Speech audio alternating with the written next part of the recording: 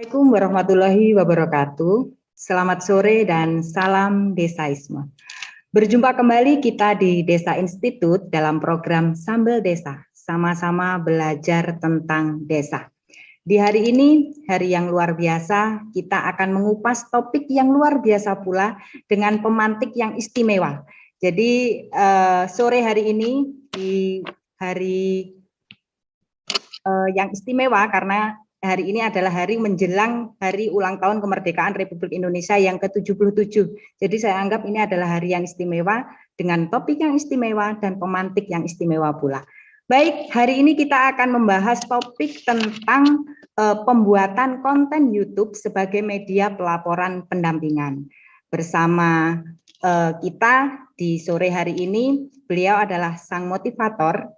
Bagi saya beliau adalah motivator, kemudian juga sang fasilitator, dan yang istimewa juga beliau adalah founder dari Desa Institut. Selamat sore Pak Des Suryo Koco. Sudah bergabung bersama kita Pak Des Suryo Koco, sang motivator, fasilitator, dan founder dari Desa Institut. Selamat sore Pak De. Selamat sore Mbak. Iya, topik hari ini keren Pak De, karena bagi kami selaku pendamping desa khususnya perlu punya wadah untuk menyampaikan laporan kita dari hasil pendampingan. Ada laporan secara reguler dan resmi, ada juga laporan tentang giat kita yang kita perlu sampaikan ke khalayak umum bahwa inilah hasil kerja dari pion-pionnya Kementerian Desa dengan pengelolaan dana desa yang sesuai dengan regulasi. Baik Pak De, sehat nggih? Alhamdulillah. Alhamdulillah, sehat nggih. Hari ini kita akan membahas tentang pembuatan konten YouTube sebagai media dari pelaporan pendampingan. Dari hasil pendampingan kita, khususnya selaku pendamping desa dan pendamping lokal desa yang mengawal programnya Kementerian Desa. Sepenuhnya 1 jam ke depan kita akan membahas ini, Pak D yang menyampaikan pemantiknya, kemudian kita akan diskusi apa saja yang perlu kita laporkan dari hasil pendampingan ke media YouTube, ke konten YouTube. Monggo Pak D. Oke, terima kasih. Assalamualaikum warahmatullahi wabarakatuh. Waalaikumsalam. Materi kali ini sebenarnya bukan luar biasa ya, karena banyak teman-teman dari pendamping yang sudah melakukan itu, dan kemudian mungkin lebih kepada bagaimana memaksimalkan manfaat dari sesuatu yang gratis. Jadi, saya sering menyampaikan ke teman-teman tentang bagaimana the power of gratisan itu jangan hanya dipandang dengan sebelah mata, tapi harus dengan 2 mata kita memandangnya. Karena yang gratis itu belum tentu tidak bernilai. Yang gratis walaupun tidak ada harganya itu bisa jadi sangat bernilai. Ini yang saya alami sejauh ini tentang bagaimana memanfaatkan medium-medium gratisan itu untuk keperluan kita. Cuma yang menjadi penting adalah sebenarnya apa yang ingin kita manfaatkan, kita harus kenali, dan kemanfaatan apa yang dibutuhkan, itu yang harus juga kita kenali berikutnya. Nah, saya mencoba untuk, karena ini sebenarnya lebih ke emergensi aja, mestinya hari Selasa ini jadwalnya BUMDes, tapi karena Pak Ho sedang ada kegiatan mendampingi acaranya menteri, maka kemudian sebagai tim selfnya saya mempersiapkan diri dengan buru-buru, kira-kira seperti itu. Saya akan coba share, semoga udah bisa tampilkan sebentar biar full screen. Sudah Pak D. Sudah ya? Ya. Oke, saya full screen dulu. Belum full screen ya? Nah, ini. Jadi pembuatan konten YouTube sebagai media pelaporan pendampingan. Ini sebenarnya saya melihatnya banyak teman-teman dari pendamping yang sudah melakukan ini. Artinya ada yang memang hobi atau kesenangannya adalah berbagi cerita umpamanya, berbagi ilmu. Jadi kita bisa melihat beberapa teman membuat video tutorial dan seterusnya. Ada juga yang konsepnya seperti ngevlog perjalanan di desa dampingan, kemudian menunjukkan apa yang sudah dikerjakan dan seterusnya. Sebenarnya ini sesuatu yang sudah berjalan di beberapa teman. Kita nanti mungkin akan lebih banyak diskusi aja. Hal-hal teknisnya sebenarnya kemarin juga sudah disampaikan dari teman-teman asosiasi jurnalis video. Fakta yang kita tidak bisa elakkan adalah video di YouTube ini ternyata dari data Januari 2021 itu YouTube menjaring 170 juta pengguna dari populasi pengguna internet 181,9 juta yang berumur 16 sampai 64 tahun. Ini potret masyarakat Indonesia atau orang Indonesia. Kemudian orang Indonesia tidak hanya melihat konten internasional di YouTube, tapi mereka juga bangga dengan kreator lokal yang mampu berinteraksi dengan bahasa yang mudah dipahami. Ini statement ini disampaikan oleh Veronica Utami selaku Head of Marketing dari Google Indonesia. Artinya bahwa YouTube Indonesia ini cukup punya penggemar atau peminat itu dengan konten-konten yang lokal. Warganet Indonesia yang tinggal di pedesaan juga semakin banyak mengakses YouTube karena kemudahan akses yang sekarang ada 92% ini punya akses WiFi, kemudian 85% itu 3G dan 4G. Infrastruktur penyedia internet ini semakin baik kualitasnya dan harga mulai terjangkau. Jadi konten-konten lokal ini juga diminati oleh teman-teman di desa. Nah, terkait dengan pelaporan pendamping, saya belum melengkapi karena ini nanti pas sedang mempersiapkan klausul-klausul dari peraturan menteri dan juga keputusan menteri. Kebetulan ada tamu yang saya nggak boleh tinggalkan karena tamu yang datang tidak diundang itu berarti kan tamunya Tuhan, ini harus melayani dengan lebih baik. Nah, ada setidaknya di peraturan Menteri Desa nomor 19 tahun 2020 tentang pedoman umum pendampingan masyarakat desa, itu ada kata-kata mencatat dan melaporkan kegiatan sehari-hari. Ini ada di 9 ayat. Artinya apa? Artinya bahwa kegiatan teman-teman itu menjadi satu keharusan atau menjadi satu kewajiban untuk kemudian dilaporkan. Yang kita sama-sama tahu ada daily report yang kemudian hari ini melakukan kegiatan apa dan seterusnya dengan deskripsinya dan seterusnya. Itu salah satu yang kemudian menjadi kewajiban untuk menyampaikan apa yang dilakukan hari ini. Nah, pelaporan pendampingan ini, kegiatan pelaporan kegiatan sehari-hari ini berdasarkan keputusan Menteri tentang Juknis itu adalah pelaporan kegiatan pendampingan masyarakat. Artinya kegiatan melakukan pendampingan masyarakat ini menjadi penting untuk kemudian dilaporkan. Nah,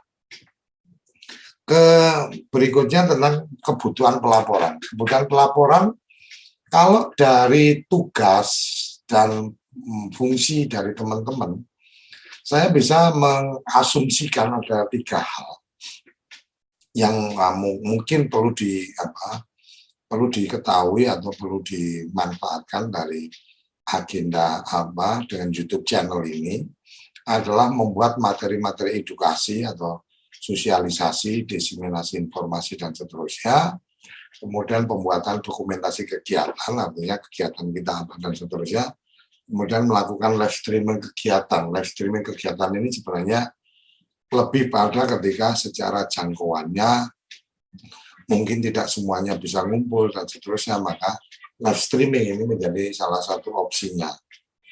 Nah, semua itu bisa dilakukan cukup dengan menggunakan media smartphone. Semua bisa dilakukan dengan smartphone, teman-teman. Kira-kira itu yang ingin saya pertegas sampaikan, yaitu bahwa smartphone di tangan smart people itu menjadi penting. Jadi kalau smartphone itu tidak di tangan smart people, ya kemanfaatan smartnya itu tidak teroptimalkan. Ibarat kata ada 100 fungsi tapi mungkin hanya memfungsikan 2 dari 100 fungsi, 3 dari 100 fungsi, ibarat kata seperti itu. Jadi sayang sekali sudah smart phone-nya, tetapi people yang memegang ini belum smart. Nah, yang mungkin boleh saya bagikan pada kesempatan kali ini, salah satunya adalah bagaimana smartphone itu opsi dokumentasi dan pelaporan. Ini terjadi dari 2015. Di BBC, reporter BBC itu membuat serangkaian liputan multimedia, teks, foto, video, dan audio dengan menggunakan ponsel. Itu pada saat ada gempa di Nepal 2015. Kemudian 2017 ini Times Magazine itu juga melakukan hal yang sama dengan menggunakan smartphone, tapi iPhone yang dipakai itu fotografer yang mengabadikan 46 fitur perempuan paling populer ini membuat cover khusus itu untuk Hillary Clinton dan Oprah Winfrey itu dengan menggunakan iPhone. Jadi menggunakan smartphone itu bisa dilakukan.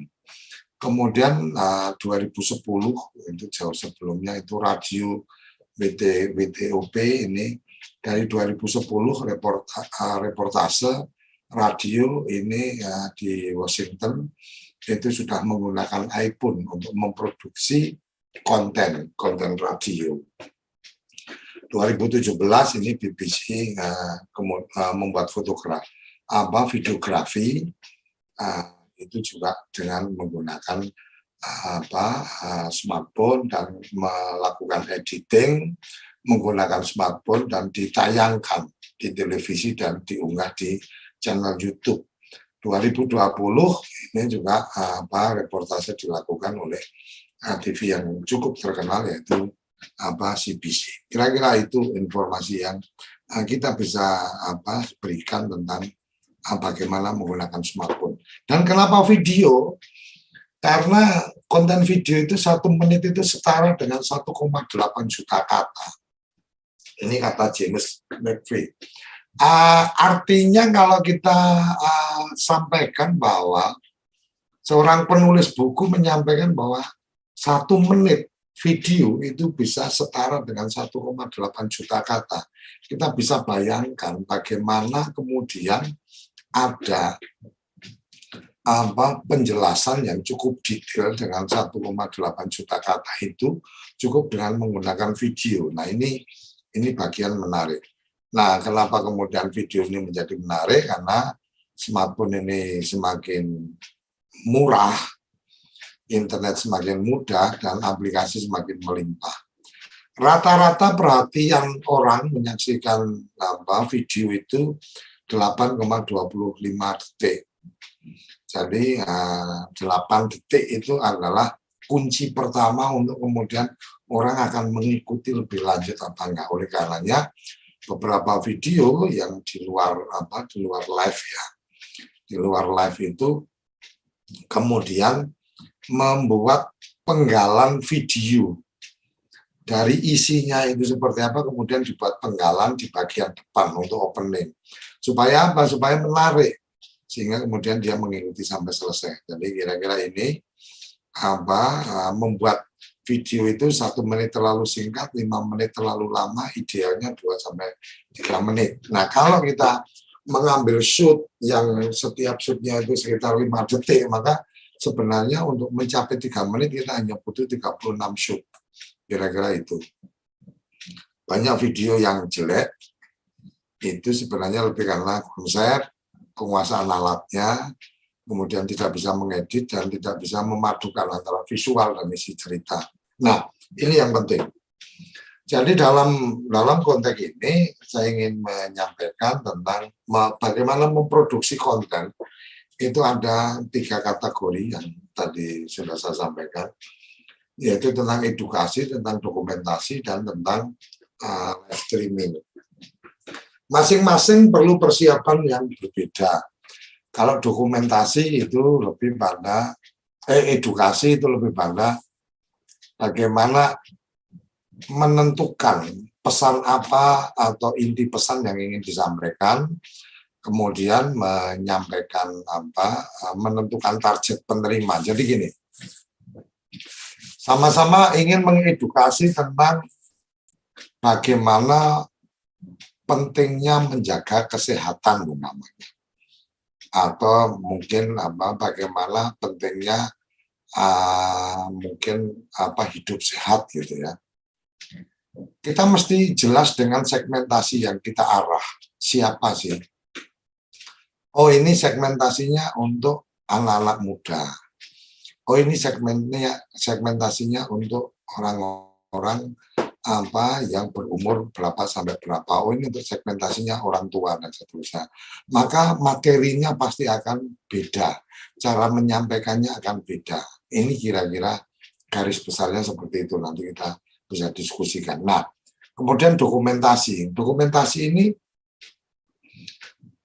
eksekusinya akan seperti apa? Dokumentasi itu yang jelas adalah satu prosesi acara, kegiatannya seperti apa, itu sudah jelas runtutannya. Kemudian akan dalam bentuk apa? Apakah cukup dengan teaser, artinya foto-foto yang kemudian digabung jadi satu. Kemudian apakah kemudian full dokumentasi, artinya semua kegiatan ditampilkan dan seterusnya. Kemudian kalau kita bicara live event atau streaming, ini beberapa yang perlu disiapkan adalah tentang kesiapan akses internet dan perangkat dan operator. Nah, konsep memproduksi satu video itu ada 3 sebenarnya, praproduksi, produksi, sama pasca. Praproduksi itu lebih pada menentukan konsepnya, sasarannya, kemudian perangkat pendukungnya akan seperti apa, kemudian produksi itu berarti bagaimana mengambil audio videonya, kemudian bagaimana proses editingnya, kemudian bagaimana menyimpan datanya. Nah, selesai itu baru kemudian bicara pasca, ini pendistribusiannya akan di mana. Salah satunya adalah channel YouTube sebagai jalur distribusinya.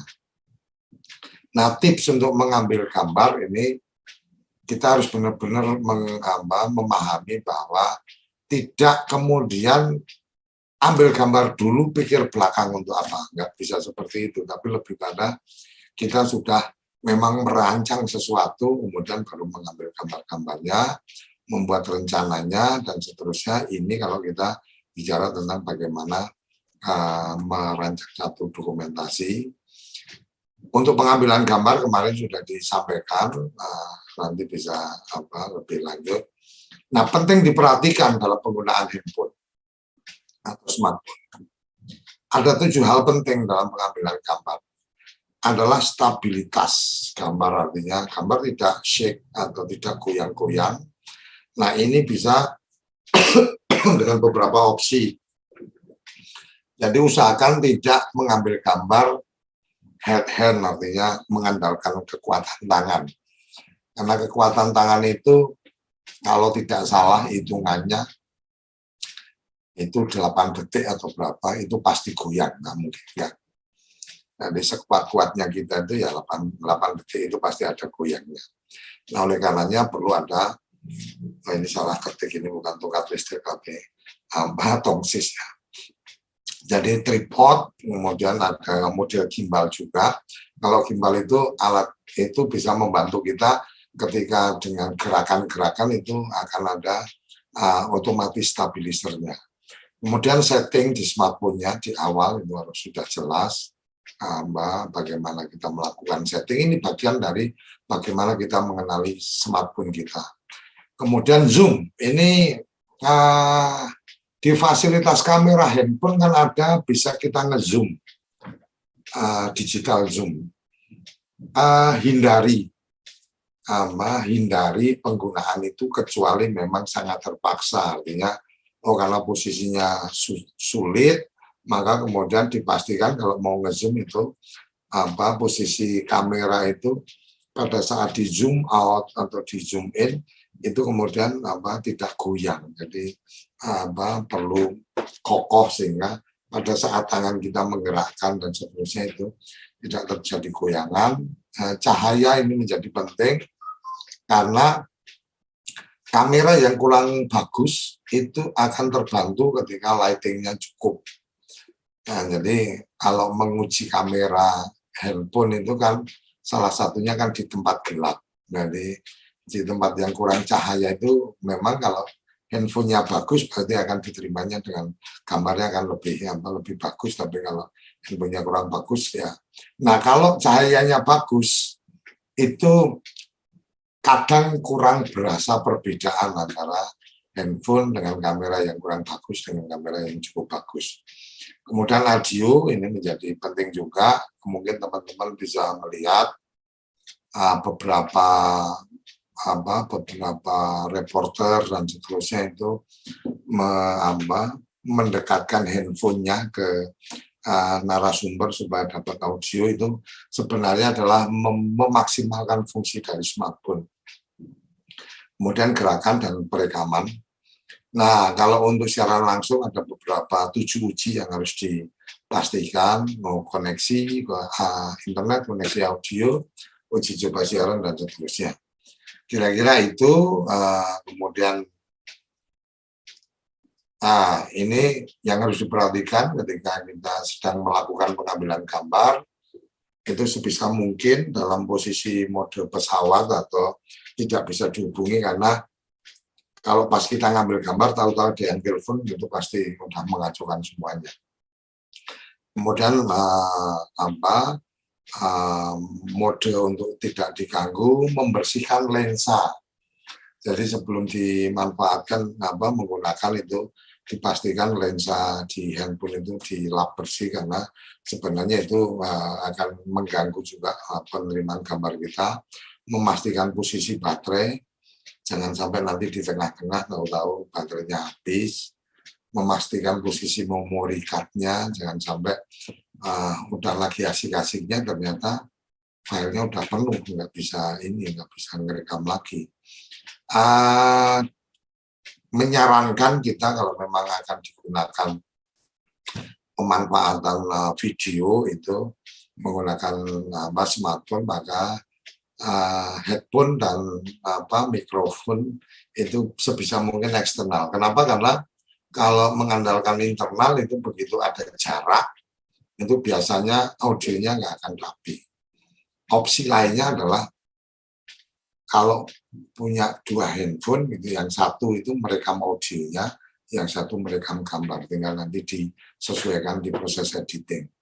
Kemudian posisi gambar khusus untuk YouTube, karena ini memang ada mazhabnya masing-masing. Jadi kalau yang mazhabnya TikTok gitu, itu posisinya berdiri. Jadi potret. Tapi kalau untuk keperluan YouTube itu landscape atau horizontal. Ini kira-kira bagian-bagian yang kita bisa sampaikan. Kalau memungkinkan ada alat-alat pendukung seperti ini. Kalau enggak pun jangan jadikan alasan, saya nggak ada tripod, saya nggak ada ini. Itu bukan alasan. Kreativitas itu menjadi solusinya. Nggak ada tripod, caranya gimana ya? Kalau ada tiang atau ada, kalau memang di meja umpamanya kita pengen membuat recording ngobrol gini, ya udah tinggal dicari mungkin botol aqua atau apapun itu yang bisa berdiri tegak, kemudian handphonenya dikasih karet juga akan tegak, tidak akan goyang-goyang dan seterusnya. Itu bagian dari kreativitas mencari solusi dengan sumber daya yang ada. Nah, kalau siap dengan beberapa ya perangkat-perangkat seperti ini yang bisa dibelanjakan. Ada tripod, ada gimbal, ada lighting, ada stabilizer lampu dan power bank, memori dan seterusnya. Nah, aplikasi-aplikasi editing, ketika saya ditanya yang paling bagus mana, saya bilang tidak bisa saya bilang yang paling bagus. Tapi yang paling sesuai selera kita yang mana? Yang sesuai dengan kebutuhan kita yang mana? Kira-kira seperti itu. Kalau kata Filmora itu transisinya macam-macam, kemudian gambar-gambar pelengkapnya lebih macam lebih banyak variasinya. Power director mungkin kalau saya memang lebih suka pakai power director, itu lebih simpel, jadi nggak terlalu banyak yang aneh-aneh. Tapi kalau anak-anak muda kan lain lagi, pengennya ada bintang-bintangnya yang terbang dan seterusnya gitu. Itu mungkin kalau di power director agak kurang, tapi terakhir-terakhir ini update-nya sudah ada. KineMaster ada, Viva Video ada. Yang terakhir yang saya sedang juga pelajari, cuma saya belum familiar, itu CapCut, itu juga ada juga aplikasi itu. Nah, penggunaan audio, kalau kemudian kita ada agenda ingin monetize di channel YouTube. Nah, ini penggunaan audio harus berhati-hati, karena kalau nggak hati-hati maka kemudian akan kena klaim copyright. Kalau kena klaim copyright itu, kalau bisa monetize, maka hasil monetize-nya nggak ke kita, tapi yang punya lagu itu, kira-kira seperti itu. Nah, untuk live streaming, hari ini saya lebih merekomendasikan dua software ini, menggunakan Zoom sama OBS. Nah, kalau live langsung dari handphone ke channel YouTube, itu harus minimal 1000 subscribe. Jadi kalau akun kita sudah 1000 subscribe, itu kita bisa live langsung dari handphone tanpa menggunakan alat bantu. Itu kira-kira untuk belajar online-nya. Ada belajar video, kamu juga bisa. Ada yang bagus-bagus cara editing untuk sinematografinya, itu di channelnya Mas Nusa Teguh ini. Si Nusa Teguh ini banyak materi yang bisa belajar di sana. Untuk menghasilkan video yang menarik, tentunya tahu dulu apa yang menarik dari apa yang ingin disampaikan. Kira-kira itu yang bisa saya sampaikan. Nanti kita akan bagikan ke teman-teman kalau memang dibutuhkan. Dan kenapa channel YouTube menjadi salah satu opsi yang menarik untuk membuat laporan? Karena kadang-kadang kalau menulis itu mungkin kita butuh waktu mencatat yang disampaikan dari narasumber umpamanya. Akan menjadi simple ketika modal tripod gitu kan. Kemudian duduk sama Pak Kades umpamanya atau perangkat desa, kemudian udah ditaruh aja, ajak ngobrol. Pak Kades, yang ini menurut Pak Kades gimana pemahaman Pak Kades tentang ini? Udah direkod aja di situ, selesai. Ya kan? Atau mungkin ada keluhan apa nih Pak Kades yang mungkin nanti bisa saya bantu sampaikan dan seterusnya. Itu menjadi jejak digital yang tidak bisa terelakkan. Kalau kata nih, Mbak Tias membuat laporan bahwa Kades di desa ini merasa kesulitan untuk satu program tertentu. Ketika Mbak Tias membuat laporan tertulis, ada mungkin pihak yang akan mengatakan, hoax itu, enggak, Kadesnya kemarin aku ketemu bisa gini. Tapi kalau kemudian di channel YouTube-nya Mbak Tias ini kemudian ada satu judul ngobrol bareng Kades, kesulitan apa? Kemudian diambil dari gambar itu, proses edit menggunakan handphone, diupload, orang udah nggak bisa mengelak. Sama umpama hari ini teman-teman mungkin saya bisa tunjukkan sebentar. Mungkin nanti perlu saya share aja ya. Saya bisa mengatakan bahwa saya ketemu dengan Pak Ivanovic Agusta itu dari 2013. Saya ketemu dalam satu forum.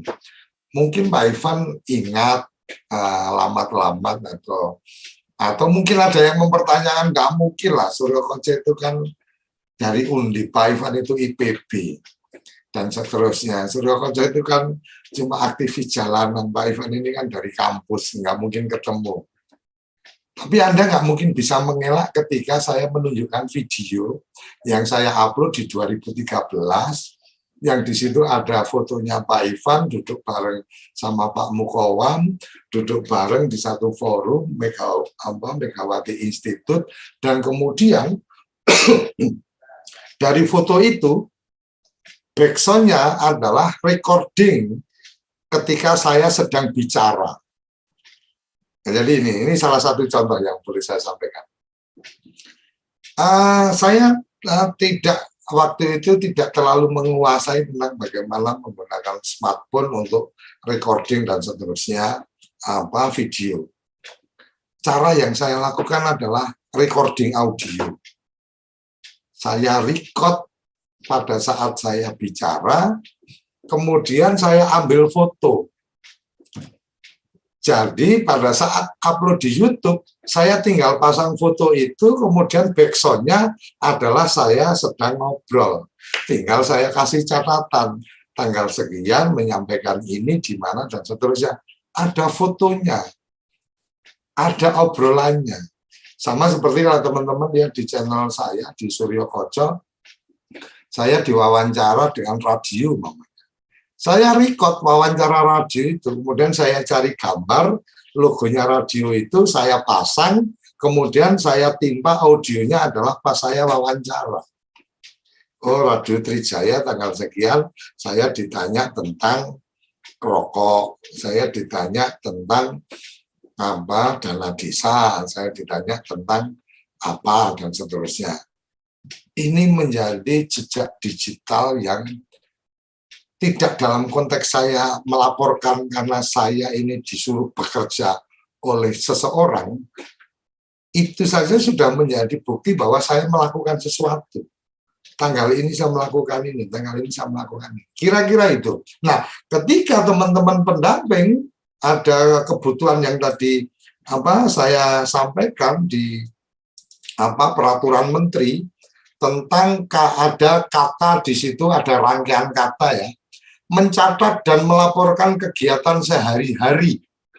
Di Permendes itu ada 9 ayat yang menyebutkan itu. Artinya bahwa, oh ini mungkin PLD mencatat kegiatan sehari-hari, PD, TA, dan seterusnya, mungkin itu ya sampai 9 ayat. Tetapi artinya ada bagian perintah untuk membuat catatan harian. Nah, catatan itu kan tidak harus diartikan tertulis. Catatan itu kan bisa diartikan dalam bentuk dokumentasi video. Nah, memanfaatkan YouTube, punya channel namanya Heri Purbaning Tias gitu kan. Channelnya ada, thumbnailnya dipasang fotonya Mbak Heni, di deskripsinya disebutkan ini channel siapa dan seterusnya, ya kan? Kemudian agenda kegiatan diupload di situ. Selesai, akan searching nama Heni Purbaning Tias di YouTube, akan keluar berapa video yang ada Heni Purbaning Tias. Tidak bisa mengelak siapapun bahwa oh iya benar. Oh iya benar Mbak Heni itu pernah naik di panggung stand up komedi namanya, ya kan, komika.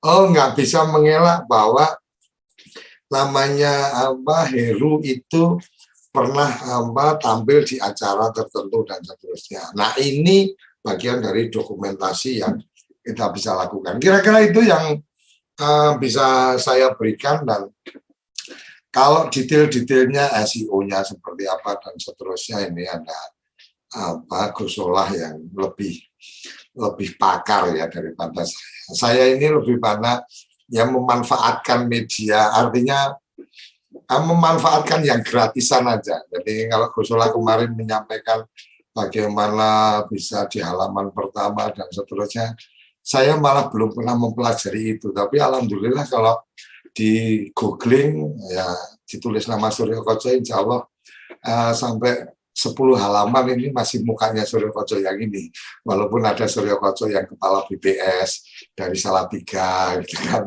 itu di sela-sela itu. Tapi ya itulah ketika kita aktif rutin dan kita menggunakan nama, ini salah satu yang penting, menggunakan nama yang konsisten. Nah, ini akan menjadi memudahkan untuk menemukan kita. Kira-kira itu Mbak Tias yang boleh saya share di awal, dan kita terbuka ruang mendiskusikan bagian-bagian mana. Dan kalau membuat channel YouTube dan seterusnya, saya pikir teman-teman pasti sudah menguasai. Tapi kalau memang butuh yuk bagaimana dan seterusnya, ya ayo kita mulai. Dan satu lagi, catatan digital itu tidak akan pernah berbohong. Jadi berhati-hatilah. Kalau Anda tidak siap untuk jadi orang yang jujur, jangan menggunakan media digital. Karena media digital itu akan mencatat apa-apa yang ada, dan kemudian itu akan selalu terekam dalam dokumentasinya. Kadang-kadang kita sudah hapus, tapi ternyata tercover dari koneksi-koneksi yang lain. Ini Gusolah mungkin yang lebih paham lah bagaimana ketika sudah masuk di sini, tahu-tahu koneksinya udah kemana-mana. Jadi yang di sini dihapus, yang lain masih kedetek gitu kan. Bahkan yang sudah dihapus, ini masih sampah, bisa ditarik lagi nih. Ketahuan ternyata pernah melakukan penggelapan beras umpamanya, atau pernah melakukan pemukulan, ada keputusan pengadilan bahwa didenda berapa atau dihukum berapa, sulit untuk kita ini. Jadi yakinlah, bismillah, niatnya adalah menyampaikan semua dengan apa adanya, dan jangan menggunakan media sosial atau media-media apapun itu menjadi tempat curhatan. Curhatlah pada teman dekat atau curhatlah kepada Tuhan Yang Maha Esa, karena dia lebih bisa memegang rahasia kita daripada media sosial. Nah, sekali screenshot udah kemana-mana, ternyata ini Kang Heru lagi galau tingkat dewa ini karena gara-gara bikin status sudah kemana-mana, kira-kira seperti itu. Oke, matur nuwun Matias, saya kembalikan. Iya, terima kasih Pak D, topik yang sangat menarik. Kalau kita melihat ya Pak D, banyak tayangan-tayangan di YouTube itu yang dikemas secara baik, kemudian enak dilihat, memberikan informasi yang bagus, tapi ternyata subscribernya sedikit. Sedangkan banyak juga tayangan YouTube yang hanya, kalau saya lihat, dibuat hanya ala kadarnya, tapi ternyata subscribe-nya banyak. Itu mungkin pengaruhnya apa Pak D? Kemudian yang kedua, setiap ada, saya pribadi ya ini, saya sering membuat video vlog yang menceritakan tentang kondisi misalnya pembangunan yang ada di desa. Selamat pagi, saya berada di lokasi ini, menjelaskan ini kita unggah di media YouTube. Tapi ternyata ya itu tidak, artinya begini, yang like sedikit, yang subscribe sedikit, apalagi yang komen tidak ada sama sekali.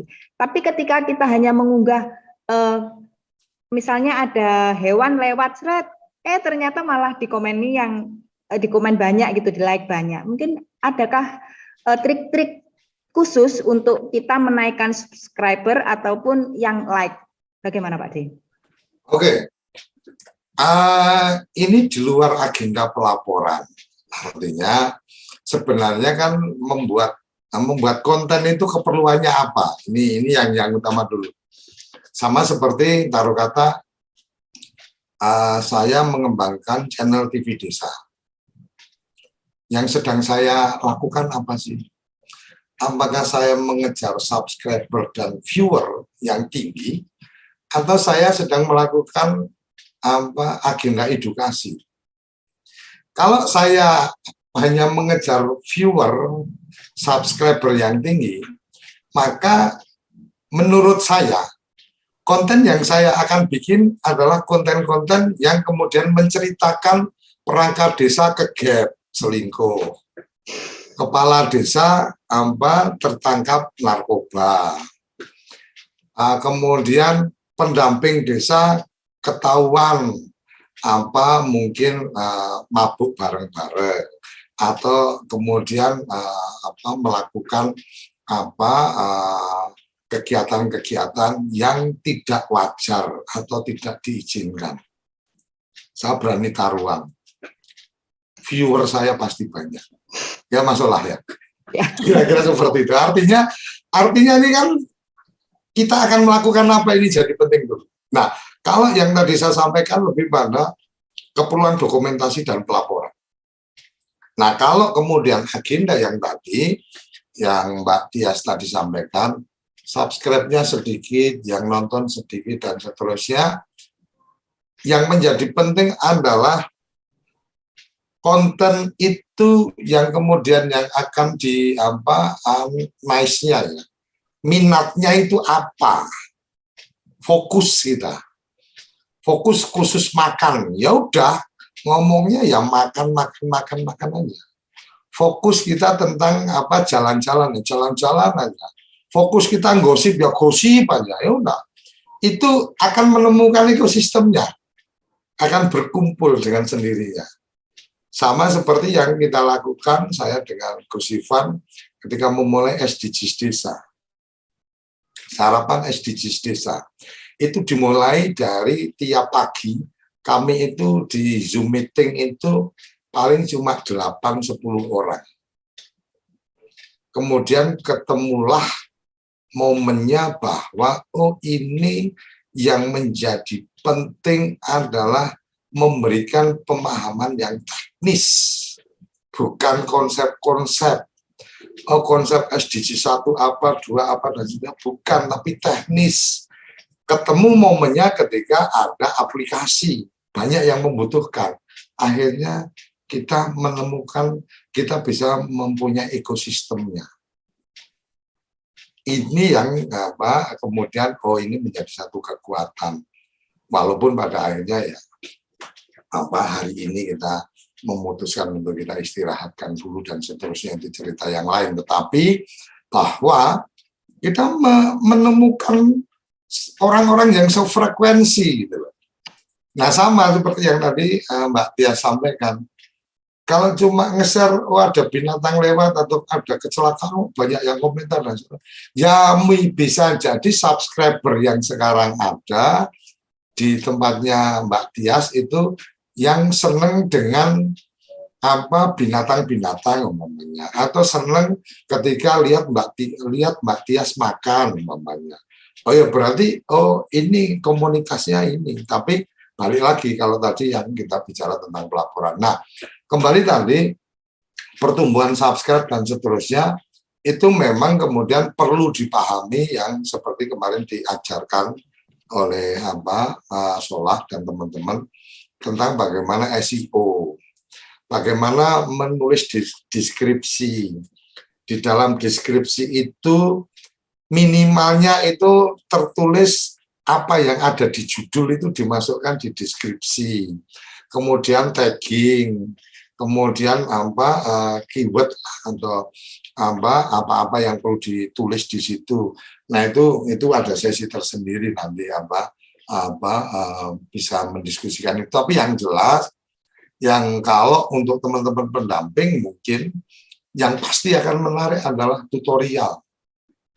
Kemudian pertanyaan, cara bagaimana, cara mengembalikan akun yang hilang atau cara mendapatkan password baru dari DRP.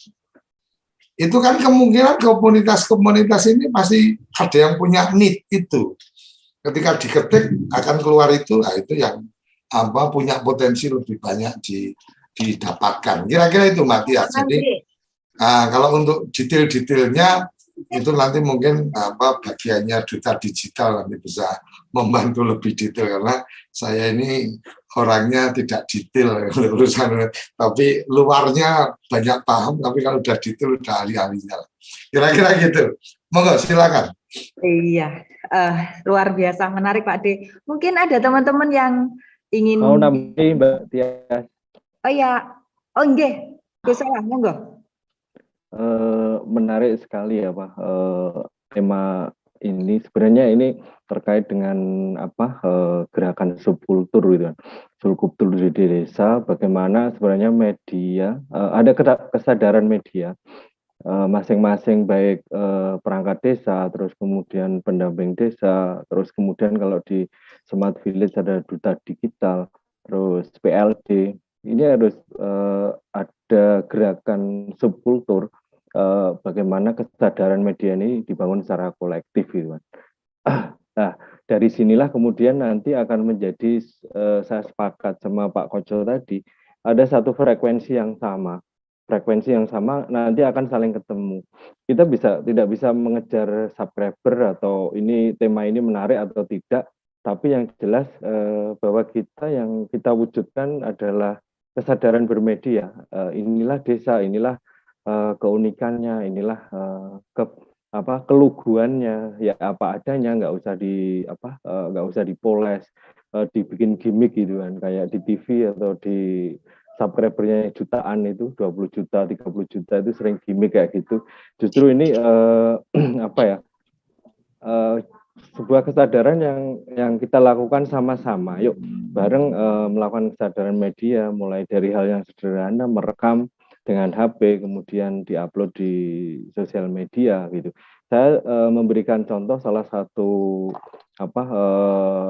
gerakan Smart Village di Kanada itu namanya, kalau nanti bisa dilihat namanya futurethinker.org itu. Di situ mereka adalah orang-orang yang memang bukan kayak pendamping desa, di sana nggak ada pendamping desa, tapi mereka aktivis lingkungan, aktivis digital, masuk menjadi satu frekuensi yang kemudian membangun sebuah smart village di tengah hutan gitu. Itu kan ekstrim gitu kan. Kemudian mereka membangun impian bagaimana membuat sebuah administrasi desa yang berkelanjutan, lingkungan berkelanjutan tanpa intervensi pemerintah. Jadi di sana malah mengerikan juga Smart Village di Kanada itu yang orang-orangnya justru dari aktivis-aktivis yang berkumpul itu. Nah, saya terinspirasi dari itu, mungkin kita juga bisa melakukan hal yang sama, apalagi ini negara melakukan intervensi melalui pendamping desa, melalui duta digital Smart Village, melalui PLD, melalui TA, dan lain sebagainya. Ketika ini menjadi kesadaran kolektif, bagian dari gerakan subkultur membangun kesadaran media tadi, tentu ini akan menjadi suatu modal yang besar, kalaupun mulai dari literasi dasar itu, yang disampaikan Pak Koco tadi kan tentu ketika itu dijalankan literasi dasar aja dulu, ngerekamnya terserah, nggak usah sinematik, nggak usah kita mengejar SEO dulu, ada kesadaran ini dulu, step selesai baru kita optimasi atau bikin powerful yang akun kita misalkan kayak gitu. Jadi membangun kesadarannya inilah yang menurut saya menjadi sesuatu hal yang penting dulu. Kita kesadaran kolektif itu kan, kesadaran pribadi kemudian akan menjadi kesadaran kolektif di tingkat pemerintah desa, di tingkat pendamping PLD untuk merekam dulu, nggak usah ngomong soal sinematik, tapi ini menjadi kekuatan yang luar biasa kalau kita himpun misalkan setiap desa itu aja yang online di sini 67 orang, berarti itu udah berapa konten yang memberikan inspirasi, memberikan edukasi dan lain sebagainya. Tentu ini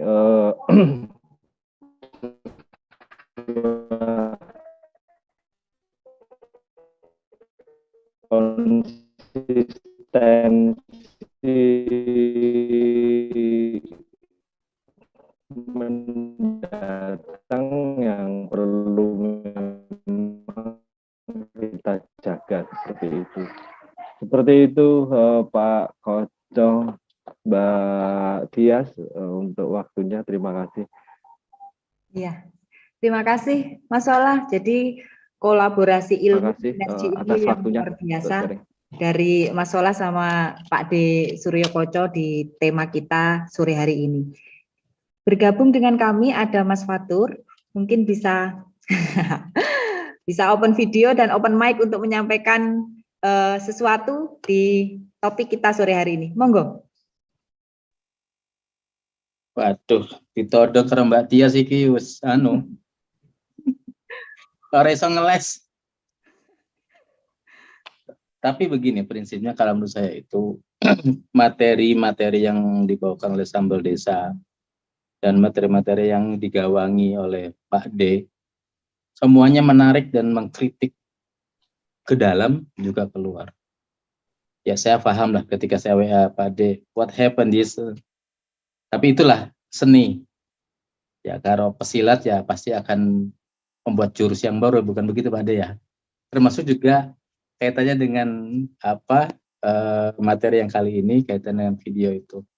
Mungkin kita pernah dengar, pernah baca juga. Tulislah yang kamu lihat, lihatlah apa yang kamu tulis. Itu. Mungkin juga bisa disamakan dengan videokanlah apa yang kamu lihat, lihatlah apa yang kamu videokan. Dari situ mungkin kita akan bisa belajar apa kaitannya dengan video yang kita lakukan itu.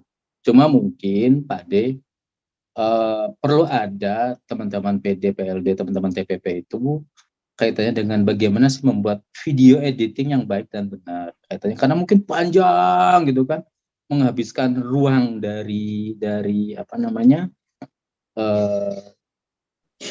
penyimpanan di HP itu kan. Sehingga yang bagaimana sih trik-triknya itu kan untuk mengedit video itu supaya menarik, menyambungkannya seperti apa, terus mengasih caption seperti apa, mengasih latar belakang seperti apa. Dan satu hal mungkin bahwa kalau kita melakukan sesuatu, terutama di video itu, pasti kita akan melihat angle-nya apa ini. Nah, tapi tidak semua orang jeli melihat angle-nya apa. Tidak setiap orang punya kemampuan untuk melihat itu. Ada hal yang sederhana mungkin, tapi ini menarik. Tapi dibuat, ada yang ruwet, bisa dibuat sederhana untuk bisa dilihat. Nah, untuk melihat angle-nya ini yang perlu pemahaman lebih jauh lagi. Saran saya mungkin Pak D, perlu ada waktu khusus nih, bagaimana kita bisa melihat angle yang baik, terus bagaimana kita membuat video editing yang baik. Kalau tujuan kita edukasi, dilihat atau tidak dilihat kalau menurut saya, tetap kita berproduksi, kecuali memang kita tujuannya untuk cuan ya, kaitannya dengan banyaknya subscriber, terus nanti banyaknya like, komen dan lain sebagainya sehingga menghasilkan cuan bagi kita. Tapi kalau tujuan, saya yakin tujuan mulia ini untuk edukasi kita, edukasi masyarakat tentang bagaimana pemberdayaan dan pembangunan masyarakat di desa. Walaupun kata tadi Mbak Tias itu cuma yang like dan subscribe-nya cuma 4, cuma 3, tetap jalan aja kalau menurut saya sih seperti itu. Nah, dan memang menarik gitu ya untuk membuat konten-konten dalam video ini. Cuma ya itu tadi Pak D, mungkin kita perlu waktu khusus lagi, satu sesi lagi, bagaimana kita membuat mencari angle yang baik. Satu masalah, setiap orang punya angle masing-masing, cara pandang masing-masing, dan juga kaitannya dengan tadi itu video editing. Mungkin itu Mbak Tias. Makasih Mbak Tias. Sama-sama Mas Fatur, masukan yang luar biasa. Pak D bisa menanggapi? Ada, kalau kita cermat, ada titipan pesan ini yang disampaikan oleh Mas Fatur ini. Pesan yang tersembunyi, mungkin Pak D bisa melihat pesan itu. Monggo Pak D. Open mic Pak D. Yang jadi penting adalah yang disampaikan Mas Olah tadi tentang sadar media dulu. Nah, kalau kita sudah sadar media, oke, kemudian kelanjutannya seperti yang Mas Fatur tadi sampaikan, gimana sih cara ngambil gambarnya, gimana cara motongnya, dan seterusnya. Itu masuk dalam wilayah keterampilan. Keterampilan itu hanya bisa didapat ketika kita sering melakukan. Jadi kalau cuma baca buku, cuma dengerin aja, nggak pernah melakukan, ya nggak akan pernah dapat. Kira-kira seperti itu. Nah, kalau kemudian yang tadi disampaikan perlu ada materi-materi khusus tentang itu, welcome saja. Saya sangat terbuka, silakan. Bahkan sebagai satu gambaran ini Mbak Tias, saya pernah mengguiden salah seorang kepala desa di daerah Maluku kalau nggak salah waktu itu. Dari dia pegang smartphone tidak paham cara melakukan conference, mengambil gambar gimana, kamera dipegang, dari melaporkan itu menggunakan kamera depan, kemudian menunjukkan apa yang dikerjakan pindah ke kamera belakang dan seterusnya. Itu saya cuma guidance menggunakan komunikasi lewat Zoom, itu nggak sampai 1 jam dan kita sudah bisa live. Dia melaporkan ini, saya sedang ada di lokasi di bangunan yang kemarin 2000 sekian saya bikin dan seterusnya. Hari ini kita sedang mengerjakan bagian mana, kemudian dia sweet gambarnya. Ada orang yang sedang kerja bakti dan seterusnya. So simple. Teknologi hari ini semakin mudah, semakin murah. Kreativitas yang kemudian menjadi tuntutan. Kira-kira seperti itu. Nah, kalau yang Mas Fatur tadi sampaikan, fine. Itu sepakat, ayo kalau memang tertarik kita mulai. Dan salah satu Mbak Tias yang boleh saya sampaikan, di TV Desa, kalau teman-teman ingin menyampaikan kegiatannya, itu cara yang paling gampang pertama adalah mengambil gambar, walaupun penggalan-penggalan. Ini taruh kata teman-teman bisa melihat di channel TV Desa yang khusus untuk news, TV Desa News. Itu teman-teman itu cukup mengambil gambar dari handphone, sedang ada umpamanya ada pelatihan apa, itu dia cuma ngambil gambar, kira-kira paling lama sekitar 3 menit dengan beberapa potongan gambar, dikirim melalui WA, kemudian diketik di WA itu bahwa ini acara apa dan seterusnya, dia membuat narasi, cukup dikirim ke tim redaksi kita udah jadi news. Jadi di bagian akhirnya disebutkan Heri Purwaning Tias melaporkan untuk TV Desa. Ya, kemudian Imanuddin Banyumas melaporkan untuk TV Desa. VO-nya dari kita, naskahnya teman-teman yang siapin. Artinya ketika itu sudah jadi tayangan di YouTube, TV Desa tidak akan pernah melakukan komplain ketika kemudian video itu di-download, kemudian di-reposting, re-upload di channel teman-teman. Nggak akan ada komplain. Saya jamin semua konten TV Desa, Anda ambil, Anda edit, Anda tayangkan di channel Anda, TV Desa nggak akan komplain, walaupun YouTube memberikan notifikasi. Umpama nih Mbak Tias ngambil dari tayangan kita, itu YouTube secara mesin akan mendeteksi. TV Desa 70% tayangan ini menggunakan video Anda. Tinggal kita melakukan tindakan apa enggak. Saya jamin TV Desa, channel-channel yang dikelola TV Desa nggak akan komplain. Karena kalau komplain, pasti akan ada peringatan dari YouTube. Umpama saya komplain gitu kan, langsung di emailnya Mbak Tias keluar. Anda menggunakan ini, melanggar komitmen komunitas. Tapi kalau kita nggak komplain, YouTube nggak akan ngapa-ngapain. Nah, ini yang sebenarnya bagian edukasi yang ingin kita sampaikan. Kemarin ada teman yang WA ke saya, Pak D, mau izin kita ngambil ini, diperbolehkan apa enggak? Anda nggak perlu minta izin. Anda cukup kalau mau di deskripsi atau di judul itu mention aja TV Desa. TV Desa kan dapat manfaat karena ketika lihat channelnya Mbak Tias, di situ di judulnya ada mention ke TV Desa. Oh, ini berarti ada tayangannya di TV Desa. Ada peluang untuk orang ngeklik channelnya TV Desa. Sama-sama dapat manfaat. nggak ada yang dirugikan. Kalau live event gimana Pak De? Live event selama itu bisa hybrid atau kita bisa online, nggak ada isu dengan live event selama akses internetnya oke. Ya, Mas Fatur dan teman-teman bisa lihat tadi pagi acaranya Kemendes yang webinar ya. Ya. Webinar itu ada 3 channel, Mas. TV Desa nge-live, BPI itu Pak De ya. BPI nge-live, TV Desa nge-live, kemudian Kemendes live live juga, Kemendes PDTT juga nge-live. 3-tiganya live. Saya meyakini bahwa yang 2 ini nggak akan ada komplain dan kita juga nggak akan ada komplain. Ketika kemudian ada yang mengajukan komplain, maka yang lain akan kena. Nah, ketika nggak ada komplain, live acara yang sama dengan channel yang berbeda, nggak ada isu. Artinya YouTube nggak akan mempermasalahkan itu. Nah, sekarang berikutnya. Teman-teman boleh membandingkan 3-tiganya. Itu kan di live masing-masing menggunakan Zoom. Bisa dilihat channelnya BPI, bisa dilihat channelnya TV Desa, bisa dilihat channelnya Kemendes. Tampilannya beda, Mas. TV Desa dengan standarnya TV Desa. BPI ya dengan caranya BPI, dengan membuat satu frame dan seterusnya. Kemendes membuang dari Zoom.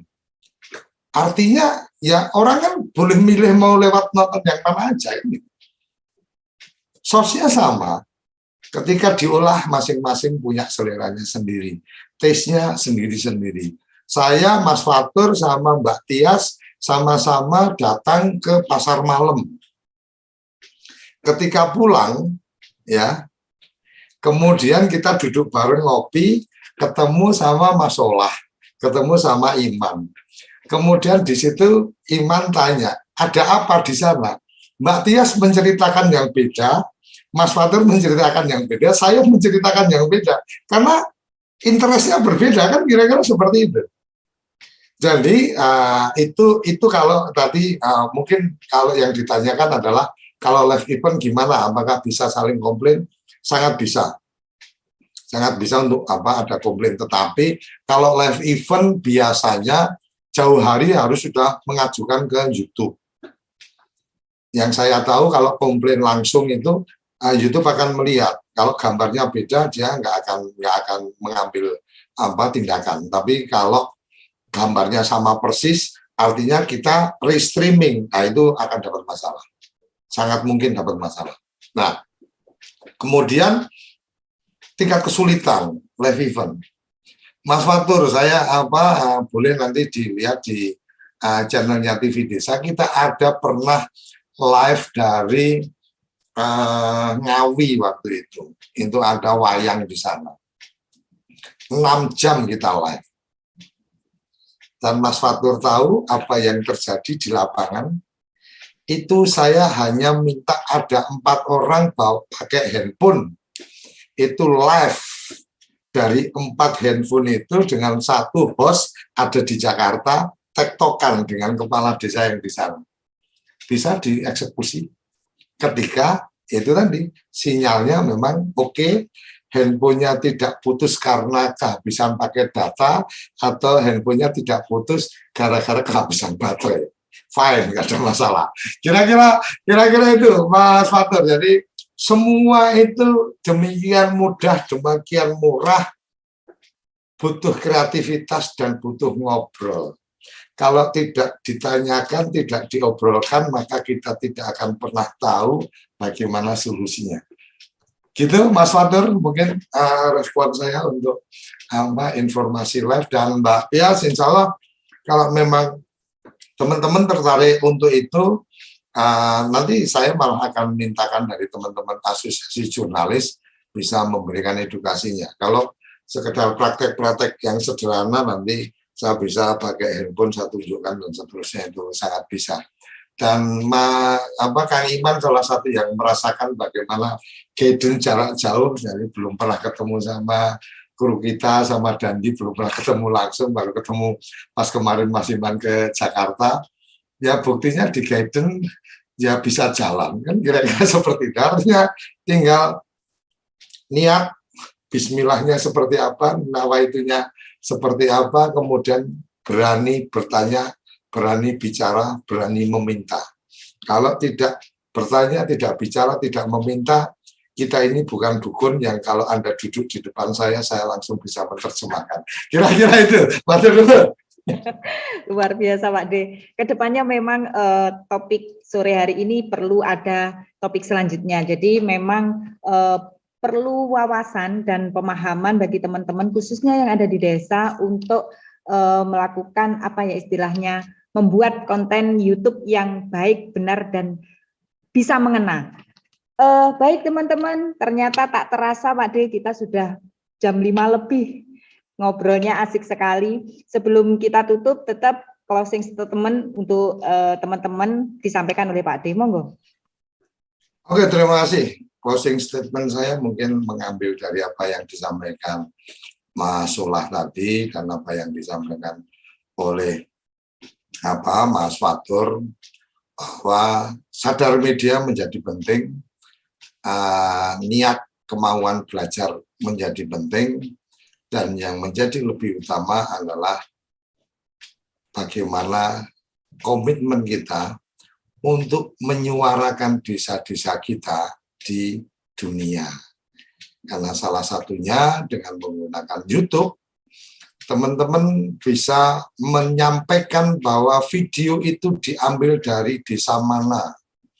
Ketika ketemu nama desanya, kabupaten mana dan seterusnya, maka akan lebih memudahkan orang menemukan desa Anda ketika di YouTube kemudian mengetik nama desanya, itu akan langsung terdetek di awal yang menyampaikan lokasi pengambilan gambarnya ada di mana. Itu satu poin yang simpel. Mengisi ambil gambar di mana. Itu sudah cukup akan membantu menyuarakan desa-desa. Karena ketika saya tahu desa, kenapa kemarin saya tahu, oh Mbak Tias pernah komik gitu kan. Itu ya saya cukup hanya mengetik nama Henny Purwaning Tias.